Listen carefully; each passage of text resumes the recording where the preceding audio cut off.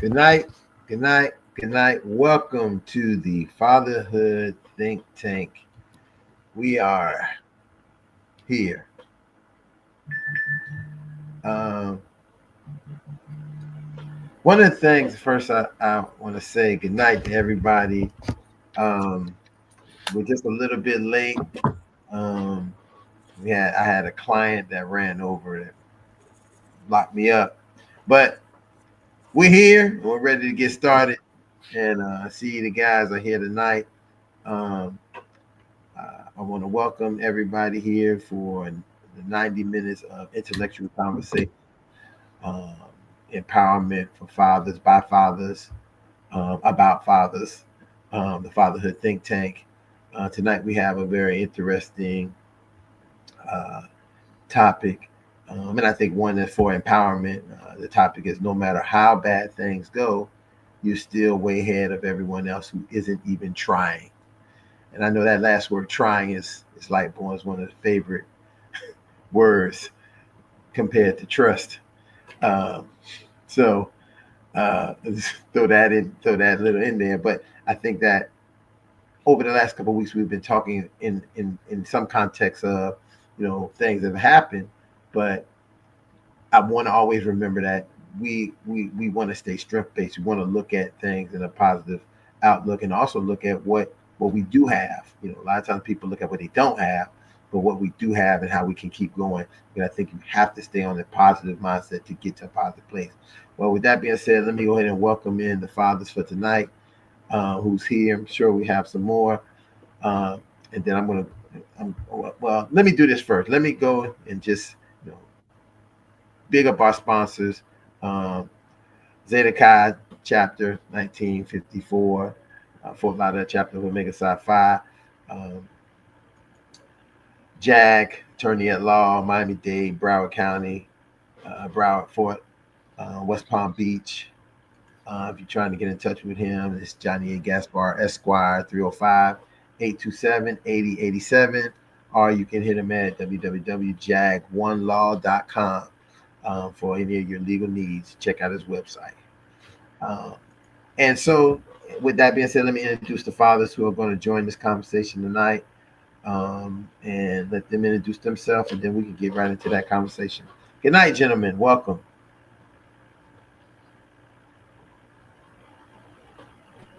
All right. Good evening, gentlemen. My name is Lionel Lightborn. I'm a father to a tribe of 7 young adults, 3 young ladies, 4 young men, 1 granddaughter, and a grandson. And it's always a pleasure to be here with you guys. Good evening, gentlemen. My name is Ed Tenney. Transitioning to a single dad, father of 3 young adults, 1 grandbaby, 1 on the way. Frank Gaines, Dr. Frank Gaines, father of 4 and grandfather of 5, with number 6 coming in January. Well, gentlemen, as we're here, I say let's get started in the conversation. And I think I brought this topic up mainly because I think in the time frame we live in, a lot of people may be saying, "Hey, things are really going bad for me. Things are not like how I think they should be." Um, but if you're trying, the way I look at it, you're doing far better than people who are just probably still complaining or still saying, "Hey, it doesn't work." I will always remember and think about a very close friend of mine who had a very long had continued, even though he has 1 primary custody of his son, he still has more paddling and more money. The biggest thing me and him have talked about is the amount of money he has expounded into this whole situation, that he felt like he didn't even have to. He was willing to be negotiable. He was willing to work things out, but it really didn't work out that way. So it ended up turning into a situation where he had to, you know, advocate for his rights through the legal system, and the legal system. We say the legal system is biased. It can be biased, but sometimes the people in the legal system who bring in cases and doing things can put it on themselves. I think the system did everything they could to accommodate the person, but can't listen. People doing stuff wild and crazy, you can't accommodate them for that long. So we got the father end up getting the primary custody, and it wasn't like anything that you know he just wanted fair custody. You know what I'm saying? He just wanted, and this is the funny part about it. He just wanted his fair time with his child. He just wanted to be able to, you know, to have some say and some say of what his child did or didn't do, and the mom just was like that was she was going to do things the way she wanted to do, and he kept trying and he kept trying and well, let's say that he spent a lot of his own personal money. I mean, a lot of. I remember when this first started, he was saying, "Man, I got this money still doing crypto and then now we had a conversation. Like, you gotta look at the brother. Man, I'm like tapped out. But I have my son, and now and I think of that and think about, hey, that is is for many fathers who may even be dealing with those situations to hear that kind of how bad things are going. A father who is trying to get to that place, he can get there way better than the father just sitting on the sideline who's saying, "Man, I just unfair, ain't nothing happening."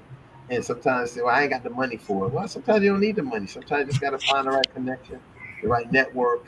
And what I would say more than anything is continuing to keep yourself prepared for when your time comes. It's like being a bench player, being a father of a child that you're not married to the mother, or as we would call a baby father, or those things, is really like being a player on the bench, because you're not really getting it, you're not able to get in the game.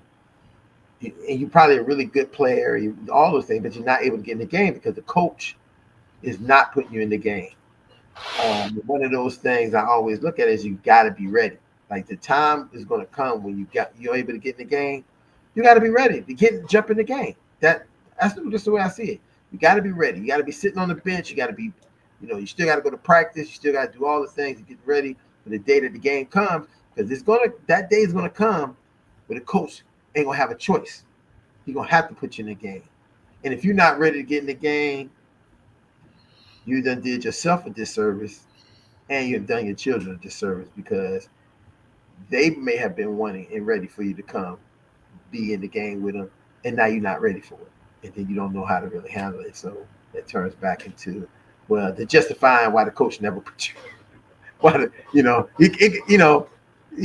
coach can say, "See, I gave you a chance, and this what happened." And we know how things happen. You could be prepared for everything every time. And I know this as a presenter. I have presented thousands of times, thousands of places. I'll be ready. I've been ready, and I get there, and of all the things that could happen at that moment. Everything you can. But because I'm ready, it doesn't matter, because I can work around, because I'm ready, because I was ready. We don't have a TV here. Oh, we don't have a HDMI cord. Oh, we don't. Oh, our computer, our Wi-Fi is down. All these things could be happening. You're trying to make a presentation. Oh, we don't have a copy machine to make a copy. Anything they say, it don't matter, because I'm ready. I brought all my stuff ready. Oh, we don't got no screen. You don't got no projector. Oh, I got a little small projector. Oh, I hit it up to my own. I got my own hotspot. Boom, boom, boom, boom. I'm ready. And that's how we kind of got to be when we get that chance, the opportunity to be, um, with our children, or back involved with our children, after a long a time away. And that's me coming from that aspect of that kind of father who is looking and dealing in that. I mean, I know the fathers here, the other fathers here, they're more married men who can talk to a whole nother different type of dynamics of, looking at, no matter how bad the things are, you're still ahead of anyone else who isn't even trying. And so I turn it over to some of the wise ones.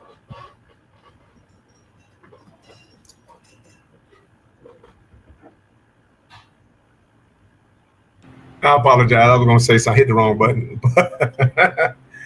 I mean, when I was hearing you speak, all I heard is two words: daddy discipline. Right? There's a daddy discipline that can only come by way of engagement, right, or experience. Um, if you don't have the exposure that give you that engagement or that experience, then you wouldn't have the daddy discipline needed to actually be a father or become a father. being a father or a dad is not something that comes automatically.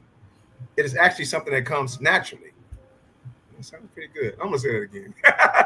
It's not something that comes automatically. It's something that comes naturally, and the only way it can come naturally is through engagement. You don't know what you're capable of being or doing until you actually engage um, in the discipline of fatherhood. Discipline comes with first showing up that first time. Um, the scariest thing I think for fathers, because I mean, as a father, I only can speak for myself. The option of not being the father for me, given the fact that I never been a father, was just as good as the option of being a father. Why? Because as a person, um, you don't think something that precious as a child that you may even be good enough to be that child's father or good enough for that child. And so a lot of people think most times if a father's absent or whatever the case may be, that absence come by way of malice or something like that.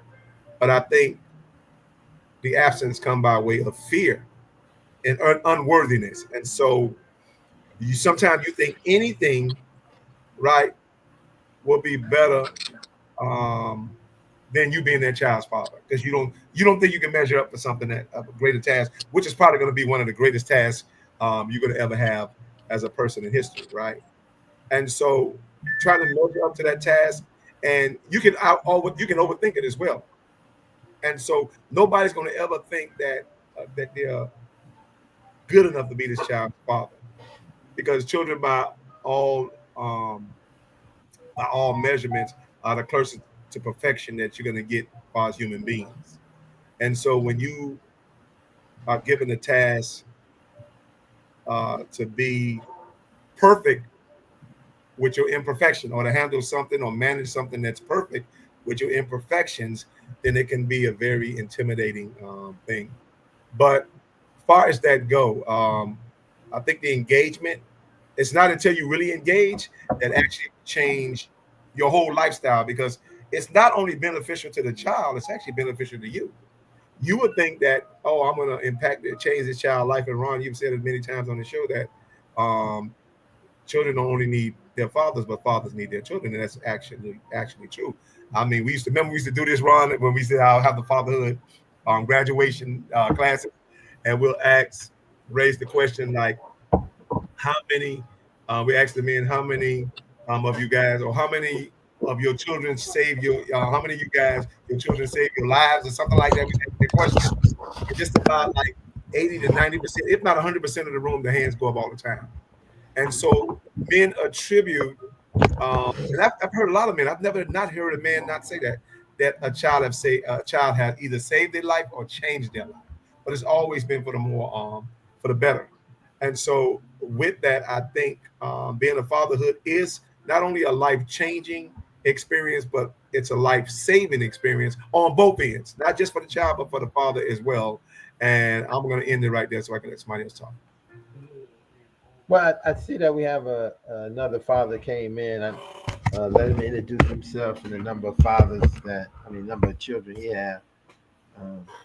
Okay, how y'all doing? My name is Jamar. I'm a single father, actually. I'm a single father of two. I have three. My oldest is she's 20. She's in college or part-time, I guess. I don't know. But my younger two, I have a son that's 16, a daughter that's 12. And I've been a single father for 8 years now. Of them two, and I do agree with you. Children do save lives, and my father passed away when I was 8. He overdosed when I was 8, and I resented him for overdosing because I felt like he left me and my little brother to fend for ourselves. So growing up, I resented him, like deep resentment. Like I was like, man, I don't care about dude. Like I ain't never had no dad. But as I got older, I come to realize that everyone doesn't know how to be a father. You know, I mean, it doesn't come with instructions, but if you have kids at 16 and My father died when he was 25. You don't know how to be a father. You don't know how to be a dad. You know, you don't even know how to. If you just run the streets all day, you don't know how to be a dad. So recently my little brother died 2 weeks ago. He had leukemia, and he has young kids. His oldest is 12. Then he got a 9-year-old and a 1-year-old. And I'm like, I feel sorry for them because they don't have a father. And it's important for kids to have their dad in their life, boy or girl. I think my father passed away at 8. I didn't understand how important it was because I was 8. But as I got older, I see a lot of things that I wish I had my father just to watch football or baseball with, or, you know, just little things that I share with my son. And I'm like, yo, you don't know how lucky you are to have a dad, Justin. Like, it's a lot of your friends don't have fathers in their life, and you got me full time every day, all day. Like, it's like a punishment for him to go to his mom's house. It's like a punishment. Like, you go to your mom's house. Why would I do? And it's like, dog, just, you have to go sometimes. But I don't think a lot of kids understand how important it is to really have a father. And I don't mean just a dad to buy you sneakers and get you a haircut. I mean a father that's there to show you, guide you, teach you, mold you, hold you, all of the above. I don't think they get it. And some fathers don't even get it, though. Some fathers don't get it either. They don't understand, like, yo, it is important for me to be in my kid's life. Because you got some fathers who just send money and be like, oh, they cool, I send money. And that sometimes that don't mean nothing. Like, the money don't mean nothing. That don't mean nothing. What are you teaching them? That if you send money, you're a good dad? So it's that ATM. Like, it's kind of like, it's funny because I think a lot of times dads respond to children based on the mom, right? So if the mom is the one saying she wants money, you feel like, oh, I just gotta get the kids money and they'll leave me alone too. right. But realizing that that's not what the kids need. That's not what they want. The way kids spell love is TIME, time. The time you spend, and again, I can speak to, not that in reference to my own child, but to the children I work with every day. Mm-hmm. They are very enthralled with you based on the amount of time that you spend with them. Like, And they attention. will, And attention. Yes. The right, time and attention. and the attention, and being able, and again, us being able, I think, as fathers, as males, as father figures, to shape what kind of attention they get, right? You know, and that sometimes doesn't happen very often. What type of attention they get, the attention that they get from, you know, even the type of attention if they come from a home with no father, right? That attention they get is not the same that I may be giving them as just a teacher, as their teacher, or as a counselor, or as a therapist. Not the same, way different. And you know, I think that being able to explain that to fathers become a very interesting, difficult thing to do, because we have been somehow, you know, at some point constructed to say, hey, you are good for this, and that's all you have to do, and everything, you'll be fine. So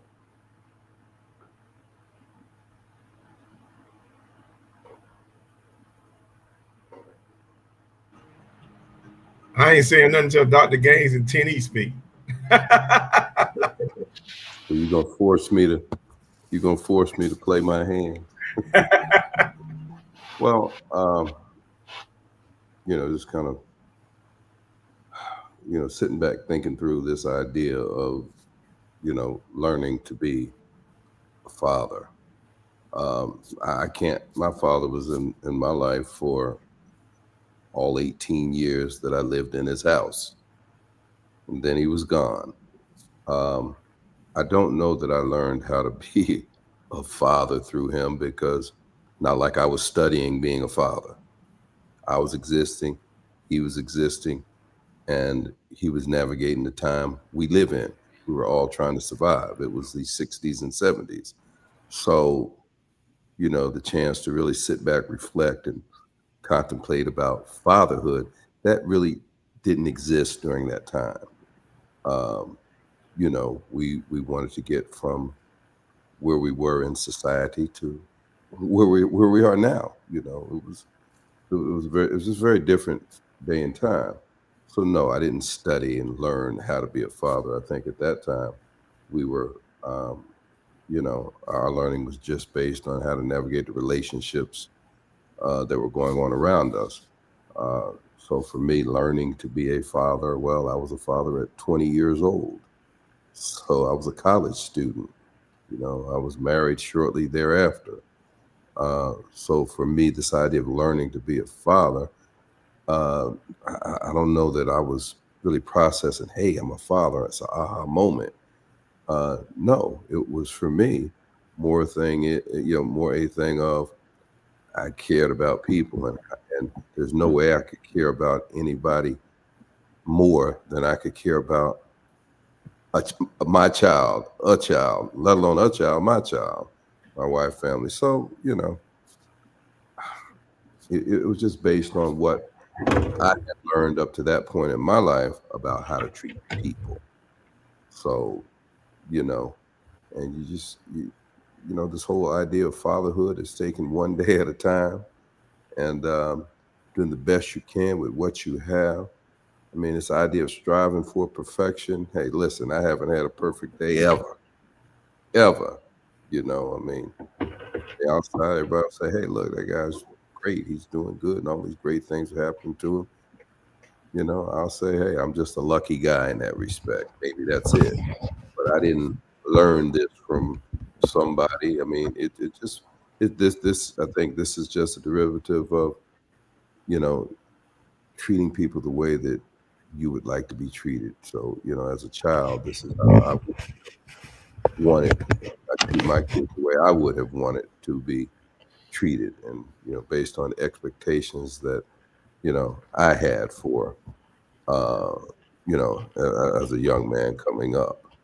So, you know, I mean, those are my thoughts on, you know, learning to be a father. And as far as way ahead of everyone who isn't even trying, I think we all try. You know, I don't think there is a man who has a child that doesn't try, but given his context, his circumstances, his learned behavior, I mean, they're getting the results that they get. I don't think anybody intentionally wakes up and say, "Hey, I'm gonna be a bad father today. I'm gonna be a bad father tomorrow." So fortunately, we got folks like you guys that can at least frame the conversation. You know, really. Yeah, and like I said, Ron and I learned this, and you know, I haven't had a lot of you know exposure to you guys over the years, but Ron and I have learned this. Fortunately, there is now we do have these very unique groups that uh, have a concern and care for the needs of fathers. That we're not just you know these stoic, everlasting uh, beings that just you know we have it all together. No, that's not it. We just do what we do because this is kind of the way society has always told us that it should be. But here we are now trying. You know, these groups don't exist. You know, we're seeing them. You know, we see bits and pieces. You know, like this. But there's just not much like this. You know, going on around us. So I think everybody out there is trying, but you know, they're they're succeeding based on their context and their learned behavior. So as long as we got you guys continuing to try and set examples and give guidance, so I'm certain the people who participate in this are better for it.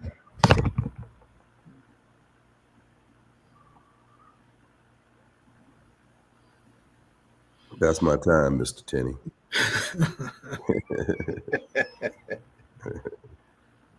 Well, I for sure, when I had my first child, um, I know I didn't have a clue on how to be a father. Um,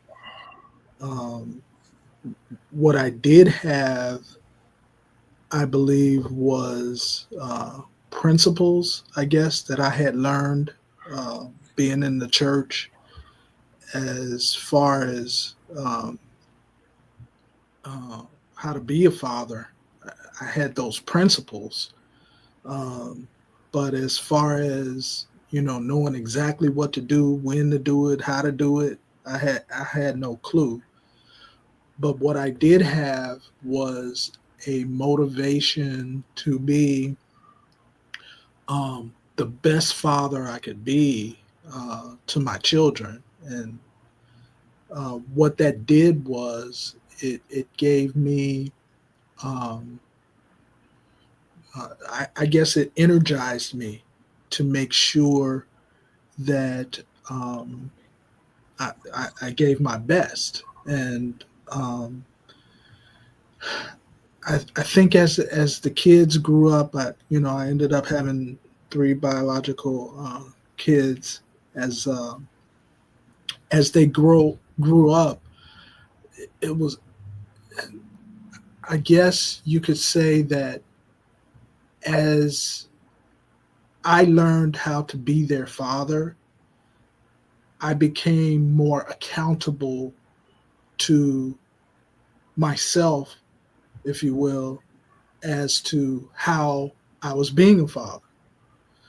So things that I taught them, things that I encouraged them with, it just help raise me, if you will, to be the father I needed to be, and hold myself accountable to the things that I was trying to share with them as a dad. And I guess it kind of layered upon, each day I had an opportunity to be with them, to be their father. Uh, and literally, I kind of learned how to be a father as I was going along. It's um, Fortunately, I had a girl first. I think that brought out the sweetness, if you will, out of me, because I feel like I'm a daddy's. Um, I think my daughter is I'm her daddy's girl, or however you say it. And by the time the boys came along, it actually taught me humility, because my my daughter was so compliant, so obedient. She was the first child. She took on all these responsibilities, did things on her own.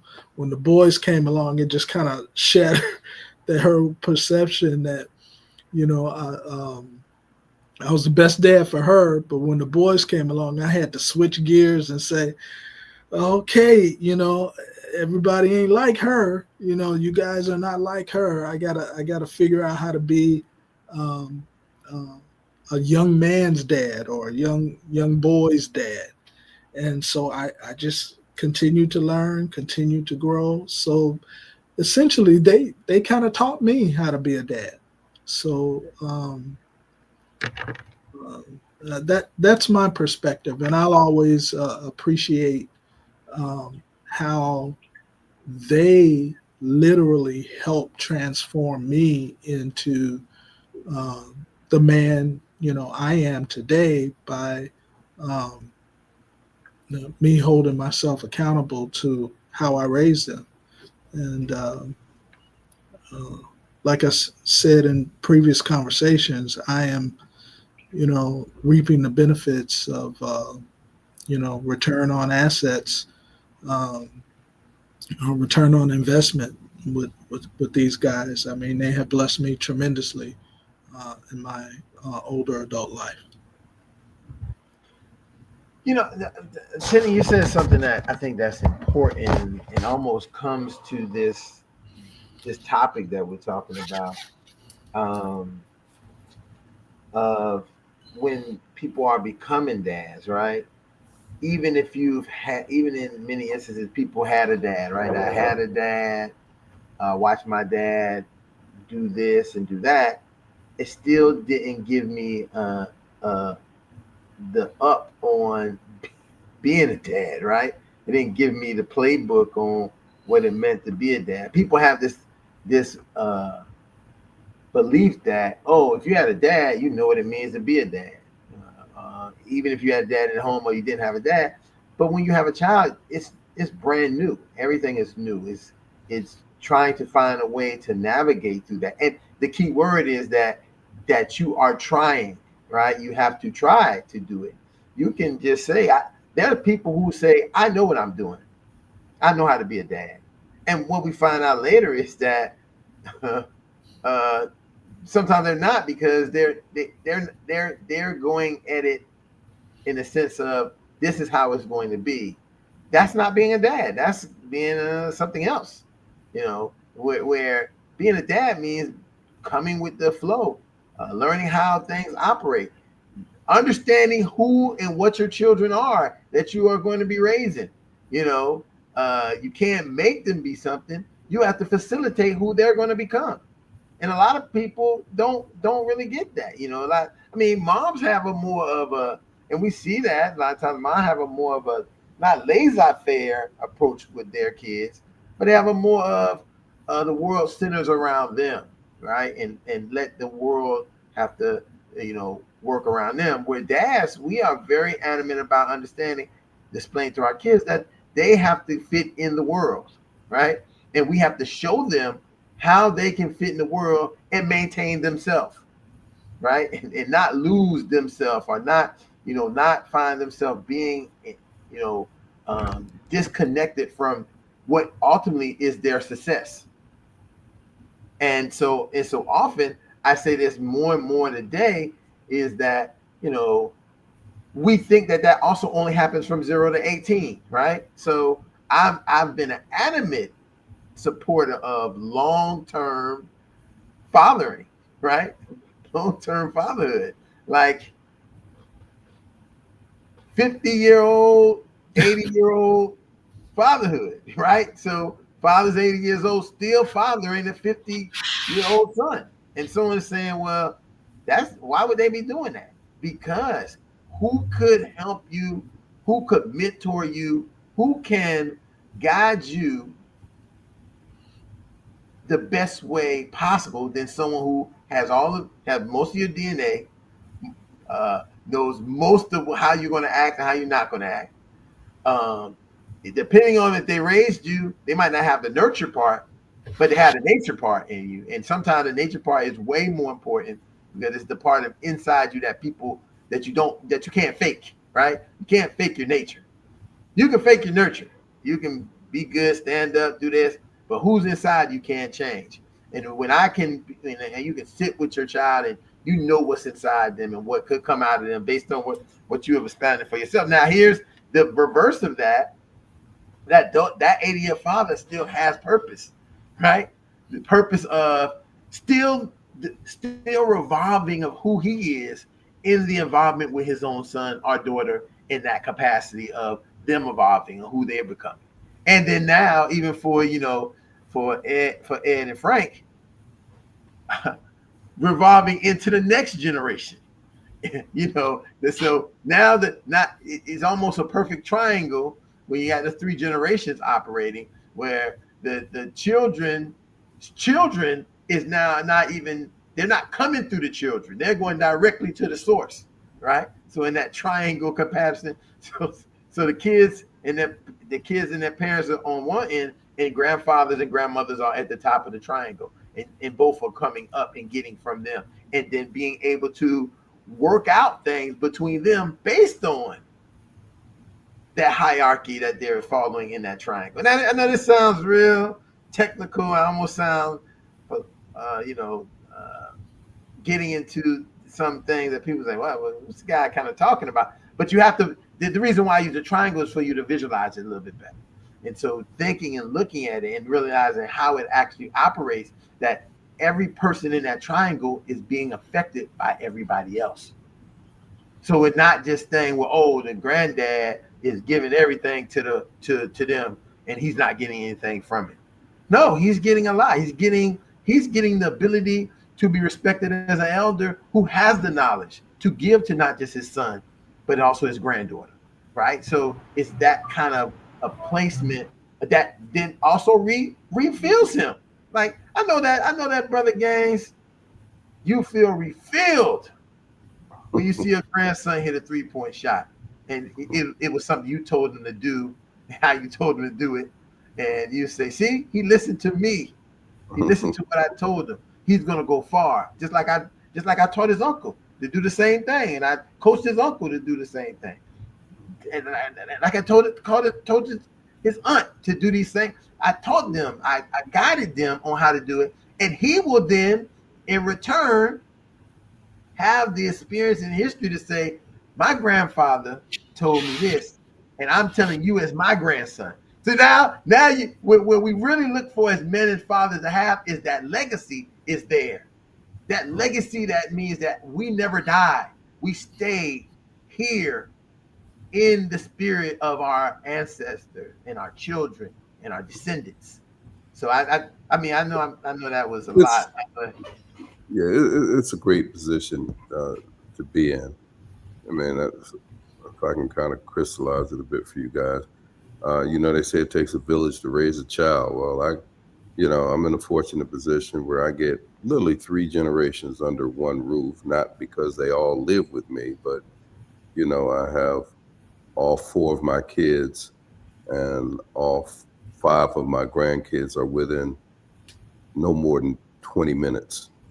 And so my house is the hub. Nobody knows how to be a father. It's the greatest experiment in the history of the world, fatherhood. You don't know. Anybody that tells me they knew how to be a father when they were being a father is full of it. Now I know, because I've been a father to 4 kids, and now I'm a grandfather. And, my life experience has taught me. But hey, guess what? I'm not a father anymore. Well, I am a father to, a much larger brood, at this time. And yeah, they do me as much as I pour into them. It's a natural, it's a very natural process. Uh, it's very fluid. Not something I sit back and think about. I'm sitting here listening to Ron, you know, characterize what's going on, in my life, and these are not things I even think about because it's just it's my life. I don't you understand? I'm in the moment. I'm in the moment. I'm not sitting back, writing my story. But I think uh, the thing that carries us all, if you want to look at this, when the process is done, and say that you've done good. All that you have to do is withstand the test of time, and it goes back to what tonight's topic is, and that is, no matter how bad things are, you're still way ahead. If you're trying, and that's one thing that I would never stop doing, and I won't let anything that came from me stop doing it. That I keep reminding them of, and trust me, I'm no, and I'm very careful about using this name. I ain't no Bill Cosby, as in the Cosby Show. That one, I'm not referencing the real world guy. It's a funky process. You got this many folk. We're 14, 15 deep now. So, like I say, I've been lucky. Frank, I think what I use that because I know your family and I know what that in a context, but I also think that just like you said, many times we haven't even thought about how much you're getting back from them, right? How much is happening in this context of with my kids and my grandkids. Sometimes people say these relationships are tangible, right? Reciprocal, right? In many instances, I don't think, as you just said, you're not even thinking about it. You're just thinking about life, just continuing life with my family. But I think in many instances, not even recognizing what you're getting from all that, because you Nope. could be that guy. Then this guy who's sitting,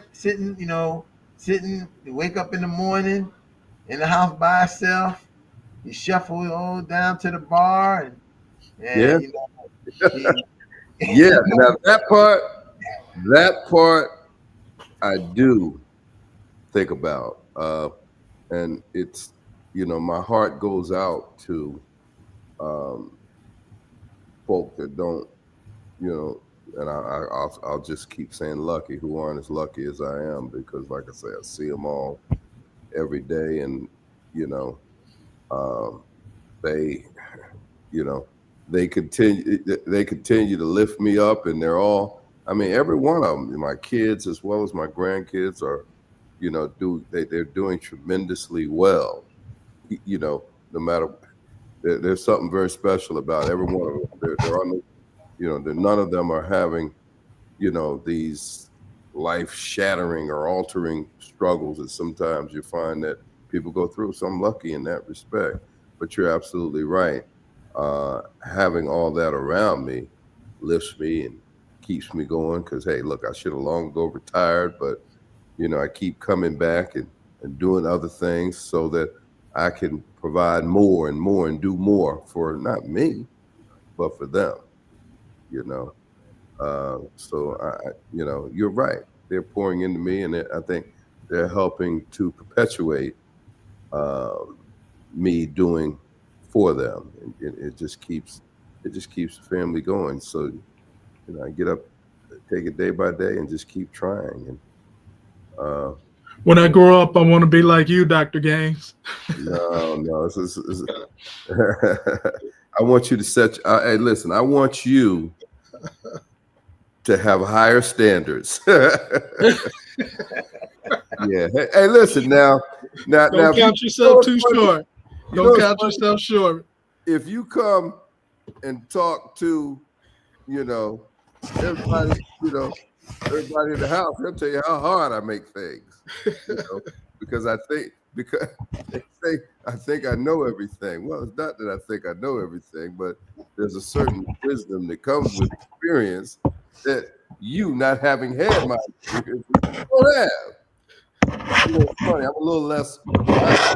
I'm not as patient in trying to explain and helping folk who I spent my entire life with understand when, so but that's all a part of it. It's like I said, the wisdom of experience doesn't make me an easy person to live with, but trust me when I tell you, I've poured so much in every one of my kids and grandkids.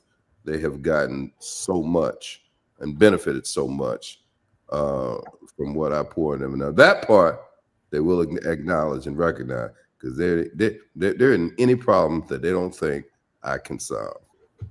There's nothing. So That's awesome. thank you, gentlemen. Now, Vaughn just came on, so let him introduce himself, and then I'll go into my comment. Good evening. Good evening. Sorry for the delay, fellas. Work had me bound. Vaughn Howard, father of two, married 18 years. Glad to be in the building once again, even in this virtual space. Y'all have a good one. Awesome. Welcome, Vaughn. Good evening. I was thinking about something. I think as it pertains to this trying topic, the trying aspect of this particular topic, I was thinking about something Michelle Obama said during Barack's first presidency. It's good to have a wise woman by you.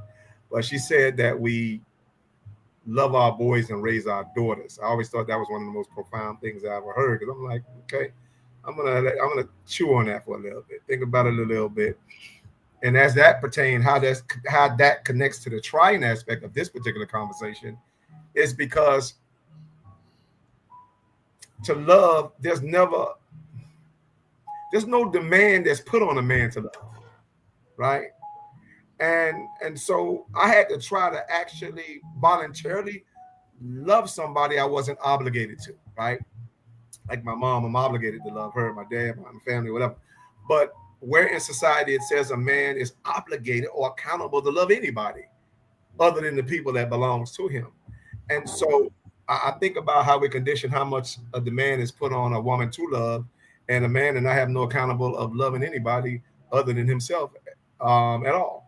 And so, as it pertains to the trying, I think the first accountability and the responsibility I had when it comes to loving anybody was trying and applying um, that try to loving my children. And I was pleasantly surprised because I didn't think um, I can do it intelligently. Let's say that word. But I think I was able to do it instinctively, right? So the try aligned more with the instinct than it did with the intelligence, because I didn't think I had the intelligence to have children, but the instinct override, or better yet, develop the intelligence I had or I needed to have children. That's a good way to put that. So with that, I was like, wow, there was never a real, you're right. We love our boys and raise our girls. I'm like, she may have a good point there, because I was like, there's no real accountability for me to love anybody. You understand? And when you're conditioned like that, and you have the option to quit or divorce anybody when things are not working out in your favor, there's no real demand put on men to love anybody. And so, as I think as men, we're trying, and I think we put a lot of trying when it comes, and to Dr. Gaines' point, instinctively trying to love people as opposed to putting the intellect on what it is to really love somebody else other than yourself. And so that's a journey within itself, because I think loving those children loving my children rather, produce so many other levels of love. I mean, it even manifested love, my love for the Lord. And people are like, you love them? I'm like, I think I learned how to love my children before I learned how to love the Lord. And when, and you know, which is a little controversial to say, but it's true. I can't lie about it. And it is loving those children, and through that experience of loving them, I begin to get an understanding who the Lord is and what it would be like to be the Lord when you're the Lord of your family. And so to develop that instinct into intelligence was my reasons for pursuing knowing who God is, so I can understand how to turn this instinctive love I have for my children into intelligent love, where I can convey it better, and they can have a better curriculum than the one that I'm loving them with, if that make any sense.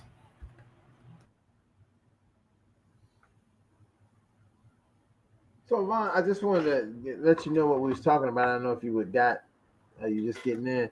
We're talking about no matter how bad things go, you're still way ahead of anyone who isn't even trying. And we've kind of took this conversation all around the fatherhood spectrum, as I like to say.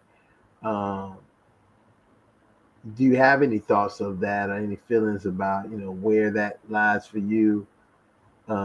Being what I would almost call present day traditional father, right?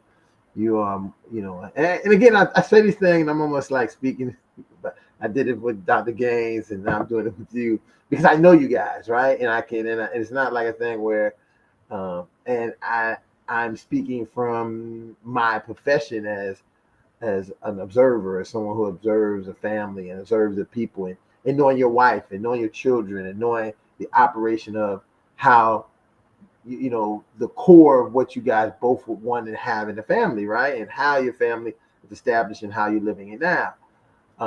A big part of it is you see people who are having the same type of lifestyle as you, but they may not be trying, right? They may have given up on the trying part of saying my marriage is not working.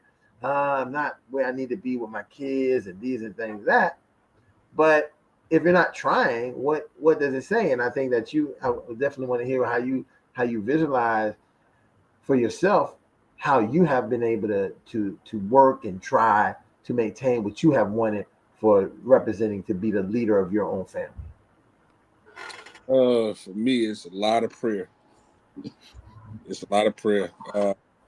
And I say that because I think I'm getting to the stage of life that I would say, and again, I don't know if it's everybody, but it's like that stage of care, but don't care. You know what I'm saying? When I say I don't care, not that I don't care for my family at all, but at this point, I don't have time to argue. So it gets to the point of, you know what, just do what you do, and you'll figure it out on yourself, on your own. And it hasn't necessarily been like that for me in the past. So it's kind of a different kind of animal, so to speak. So I'm trying to, I guess, find myself again in this later life, or later on in life. And I don't know if it's a thing of maturity, or just I just don't want to deal with the foolishness no more of that is. But what I try to do is that I do a lot of self-reflection. I try to find a quiet place, and in that quiet place, I try to look, not always look at the negative from the outside. Look at, I wish they did, is do I, or I wish they would, so to speak. When I say I wish they would, be my children or my wife, but also try to look at it as, is it really that serious, or should I make it more serious than what is being put on? So I'm kind of trying to find that balance myself. But again, I would say definitely a lot of prayer and a lot of I'm doing a lot more self-reflection than I would have, let's say, 2 or 3 years ago. So that's why I find that balance. Then with that, I try to find that peace so that I can go forward with what needs to be done for family, or what I think needs to be done for family. So I think that's the best way of me answering that question for you. Definitely, I hear that loud and clear. And I think that as people are listening again, if you're on here, listen. If you want to ask a question, you want to even get into the conversation, just hit. You can definitely put in one of the chats, or even say, "Hey, I want to come in and have a comment. I want to share, or I want to talk about something." It's here. I'll send you the link to get into the room to have the conversation that we're having, to talk about those things. But I think that it is so important to be able to hear a diversity of men in different stages, demographics, places in fatherhood. I won't say in life, I'll say in fatherhood, because that's what we're focusing most on, and how they are able to maintain this thing. As I was saying, I can speak, and I'm speaking as the facilitator, as the curator of this platform, of the conversation we're having, because I know these fathers. I know who they are. I know how they operate. I have a good understanding of what they've been through and what they have not been through. Now, I'm not saying I know everything about them, but I know what I have observed, and I know that it's a good scenario for people who are maybe looking at themselves and saying, "Hey, am I facing something by myself? And do I know?" I give you a great example. There is this social media, and I'm on the very kick of killing social media negativity. Right? I mean, I have to use social media to advertise for the show, these different platforms that I work on. But outside of it, it is a dangerous place. Like, let me ask this question to every one of you fathers, because like, I met a man the other day and watched the video. And he was like,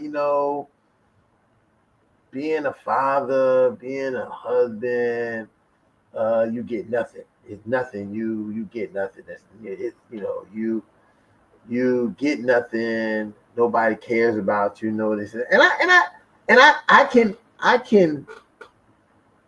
I can see how people may see that, but my influences of that is completely different, right? My what I can hear you say on a social media platform, who I don't know, and you can say, I've been a father of 11 kids, and they ain't gave me nothing. I ain't getting nothing. And I think to myself, of all the fathers I know who's saying, hey, I'm getting so much from being this father. I am in a place where you could never even imagine because I'm a father, right? Like the ability to be able to have people depend on me when they can't depend on anybody else builds me up as the kind of man that say that I am the rock of my family, right? And they know if something happens, they mama say, yeah, I'm gonna take care of whatever, but they know for sure if mom forget, dad gonna make it happen. And it's not that I gotta get something for that. I think like, what am I getting for that? I am getting something. I'm getting to, I guess for me, I would feel like I get that just from being the man in my family, the male in my family, this man in the world I am, is that people need me, and they give me purpose to be able to provide and protect and do things for them that they need. And that makes me feel good because I think by nature, I want to be able to give to my family. I want to be able to give to my children. I want to give to my partner. Now I think that's a purpose. But I think that what happens is we get caught up in this idea that I ain't getting nothing. I ain't get. Look, Christmas come and all I got was a tie. And I paid for everybody to get their Christmas gifts and their presents and their Kwanzaa. And well, I think that I would look at that differently at this point of where I see things, is because there would be no Christmas without me, right? They ain't gonna have no Christmas. So that makes me feel good to know that I brought Christmas, not Santa Claus. I brought Christmas. I'm Christmas. I'm Saint Nick. And I'm doing it in many instances like the father that we're supposed to be celebrating the holiday for. I'm providing for my children. I'm giving them things that they need and that they want in a place that fulfills me. Now, if you're stingy, selfish kind of guy, maybe, whatever, that might not sit well with you. That might not be what you want to be doing. But I throw it over to these guys. You guys know, you guys are, everybody on here has a family, at some point they have children and have had to provide. Have you felt like you haven't got something for what you have done? Or do you even thinking that you need to get something for what you have done or what you do? Well, I think every man wants to be appreciated. You know what I'm saying? Every father wants to be appreciated if it's a written card or something. That every father wants to be appreciated at some point, or think or feel that they're supported. I just got to the point now for myself is, even for birthdays and things of that nature, because it's not expected. It's like, whatever. If you do something, do something. Rather than saying that I'm looking for you to do something. Hopefully they know us well enough to know that we have wants and needs as well, and we don't have to put it on a billboard to display it. I think that's the part of the problem, is that it has to be displayed in order for it to be determined that we want to feel appreciated too. And I don't know. I guess again, you look at the Mother's Day and Father's Day thing. They'll blow up. Every restaurant here from here to Timbuktu is filled with the appreciation of mothers. But then on Father's Day, it's like, okay, happy Father's Day, Dad. I'll holler at you later on. But we want the appreciation as well. You know what I'm saying? So, Christmas, though you or a holiday as such, whatever is celebrated, though you want to be the provider, so to speak, we want to be catered to in some instances as well. It doesn't have to be big. Like, we don't have to have it glamorous for us to just feel appreciated. So I think that if society, be it families directly or children directly or anybody that hears this, even if it's a father, sometimes you have to put yourself on a pedestal to be appreciated, and then whatever big or small it is. Let me just put it that way.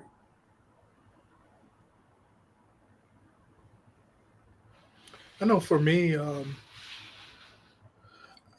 I guess I never, um, as I was going through, my young fatherhood journey, I never really looked for anything or looked for, any appreciation. I just felt like it was something that I was called to do. And uh, I guess I never really expected anything huge from them, during the uh, big holidays. I would always say, hey, listen, just get your dad some socks. you know, I could always use a good pair of socks. So I never put any pressure on on them as kids to, lift me up on a pedestal, because I felt like I was doing, uh, I felt like I was handling my responsibility. Um, if anything, I showed appreciation to them because, as I continue to grow, as I continue to learn how to be a man, how to be a husband, how to be a father, it changed my perspective on how to be a provider, protector. It's like, as each year went along, I became more entrenched, if you will, to try and be a better father, a better provider, a better protector. Um, I remember moments where, because of my work ethic, I would get a bonus. And the biggest thrill of getting the bonus was not trying to figure out how I was going to spend the money on myself. Immediately, I would take the entire family out to dinner and I will share with them. Listen, your dad got this bonus and I'm sharing it with you guys because were it not for you guys making me the man that I am, um, uh, I probably wouldn't have the same work ethic to be able to acquire this bonus. And so, it wouldn't be no big giant uh, Ruth Chris Steakhouse restaurant. uh, for us, a fancy restaurant was Red Lobster. So I take the whole family to Red Lobster, and the kids got a chance to order whatever they wanted, and it was my pleasure. It was actually my I don't know, spiritual gratification, if you will, just to be able to share with them, watch their faces, watch them enjoy, that type of thing. And it was all because of them, uh, motivating me to be the best father I could be. And I guess in some kind of way, it was a celebratory uh, thing that, I would do to just let them know, hey, listen, if it weren't for you guys, I wouldn't have the work ethic. I wouldn't have the motivation. I wouldn't have any of this stuff. So I'm sharing, my successes with you. So that would put me up on a pedestal. Just being able to acknowledge them for who they were in my life, and uh, that was my pedestal.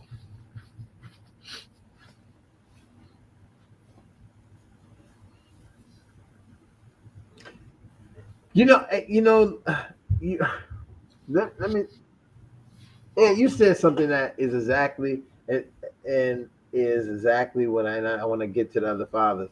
But you said something that was so true, and I think that I feel that same. I feel like to be able to, and it's crazy. It's the craziest thing ever. Is like it feels so good to say, oh, we can go out and do this. Oh, y'all can get whatever you want. Like even right now, right now, I think last my niece's last birthday, um, it was like, oh, what do you give me for my birthday? I mean, for my birthday, Uncle, whatever. We go out to eat to a place, and then afterwards I say, well, you can go over here to Ross and pick out $100 worth. Well, pick out 10 items. Because she wanted to pick out, so she wanted to get makeup. I mean, young girls want to get makeup. I say, you can go out here, you can go in Ross and get 10 items or whatever you want. And it felt so good to be able to say, yo, you can do that, right? And before, and I did that for both her and her sister. And that was before I came back here. But before, they was very kind of like, like, Uncle, I don't, They were different when their, dad was here and the interaction and their dad's not here now. But they were very set off.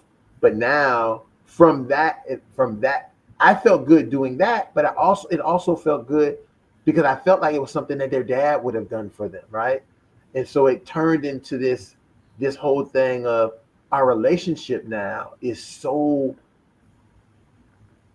different than it was before. Like, it's like this, because it's almost like, you're not just Uncle, your Uncle Ron, whatever, right? And it's whatever. And you don't have a significant part to, what do you do other than just be the uncle?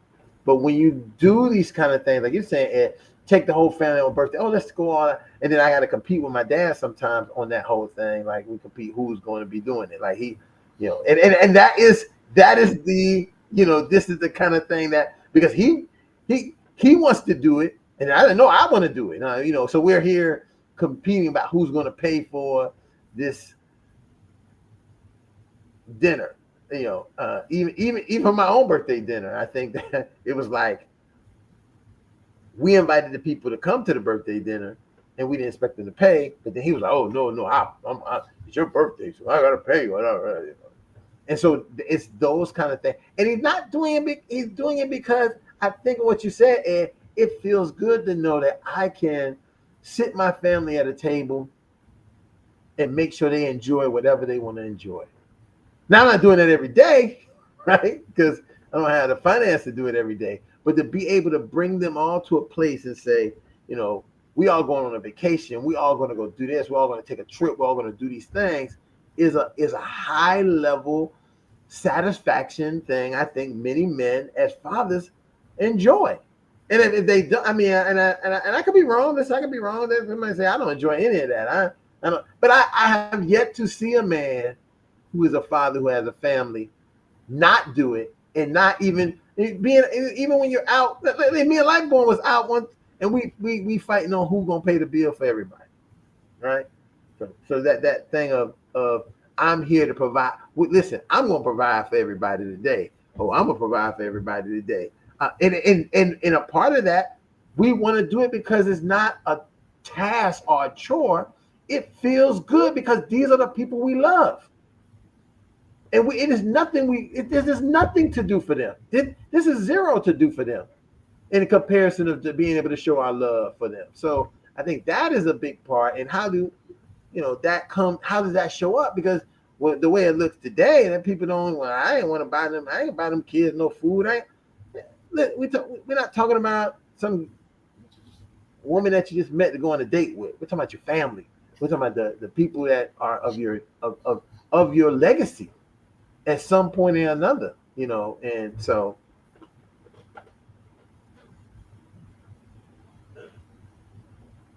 I'm sorry.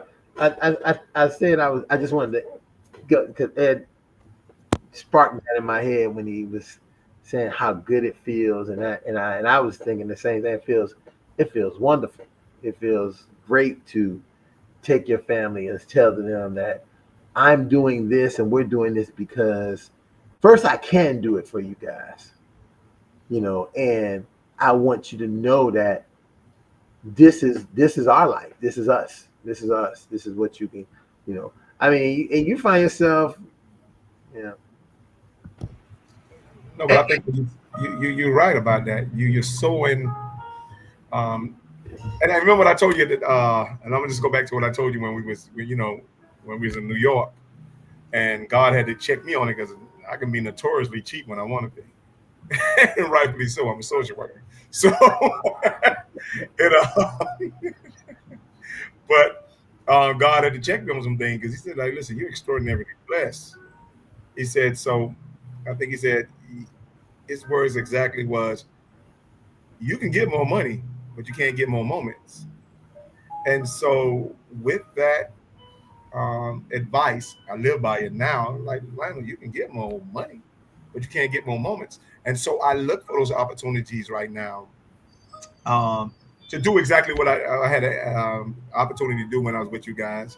And I'm doing it even more because it's a reconditioning um, of what I want to be and what I don't want to be at the same time, if that makes any sense. Mhm. And I think the Bible is very clear on liberal soul to be made fat, the stingy man to be made skinny. You know, I'm just paraphrasing, but I think it is the Bible is correct on it. It is more blessed to give than it is to receive. And each time I've done that throughout the maybe 2 year practices I've been in the practice of doing it, I've felt what it feels like to be for it to be more blessed to give than it is to receive. And it has truly been a blessing because I didn't feel begrudging, I guess, or regretful to have spent an amount of money that I know I would probably have to rebuild because to me it became more of an investment than it did a burden. And I think sometimes I had missed some opportunities to become, to spend money more like an investment when it comes to people and spending money on people, more like an investment as a burden. I always saw it as a burden, not an investment. And not so much my children. I mean, they got more no's. They're so conditioned in no's. They disciples of no right now. And I love them. But I always gave them enough no's so I could give them a big yes in the end. And I always explained it to them. Because I'm like, listen, all these little no's I'm giving you gonna pile up to a big yes in the beginning, and it's gonna always be something that you didn't have to ask for. And I think as a microcosm of me being the father to them, like the father God is to me as their essence. So I understood a good steward when it came to telling them no. They thought no was their middle name, but um, when they least expected, I would do those things because I mean, I'm like, listen, taking you guys on vacations twice a year is not cheap. You understand? But when you go there, there's no expensive, spared rather. And so I had to plan for all that stuff. But so you can't ask me for more shoe than you need, or more pants than you need. You understand? You're gonna get exactly what you need, so I can get you to where you need to be. And so that's how I saw my money. But again, when it comes to investing, I see investing in people now more so as an investment as opposed to a burden because my funds may have been tight, but wasn't tight enough for me to choke my charity to death. That makes sense.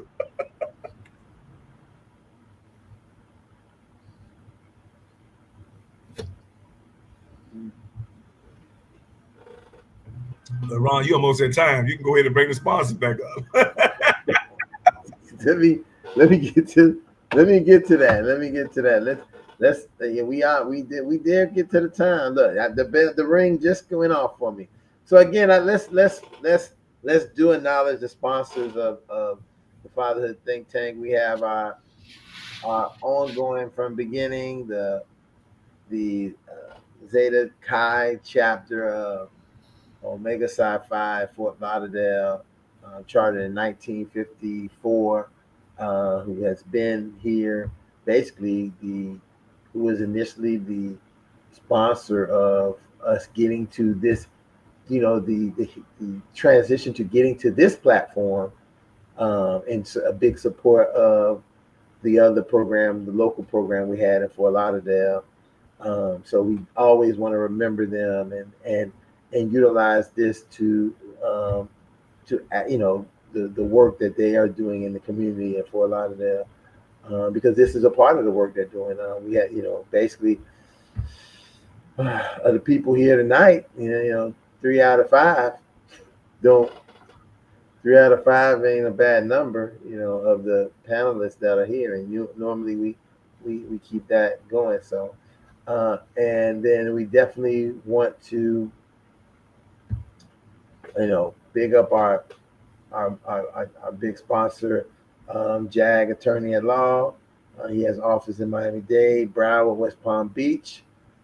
If you're needing to get in touch with him for legal services, Jag, attorney at law.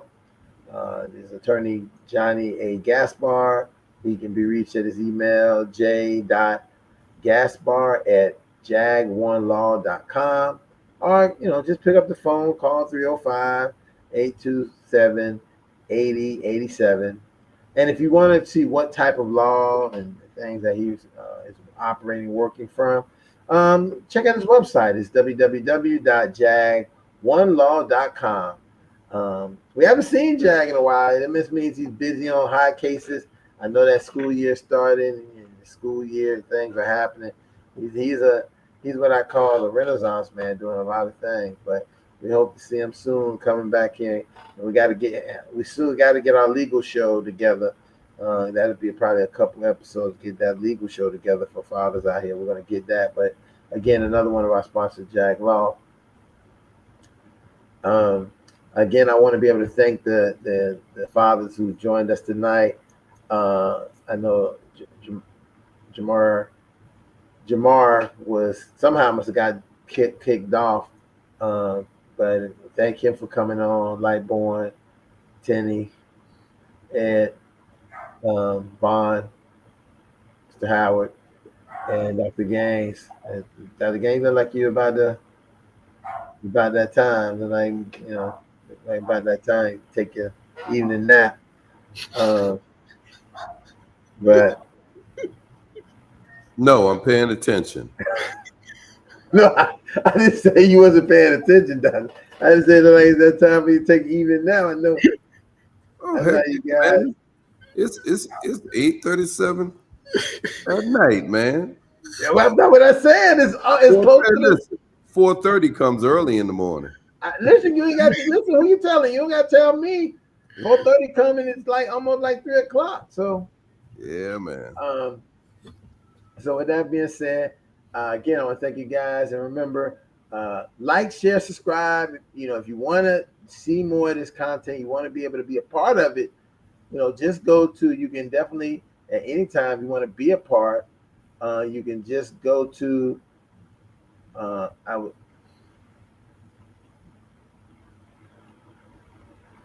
If you want to be a part, I would say definitely go to our band app, and you can become a part there. You can be a part of who and what we are, how we operate, and get the information about shows, when shows are happening. Or you can just continue to watch and be a part any way you can that you would like to be. We welcome that. And with that being said, hopefully see you here next week.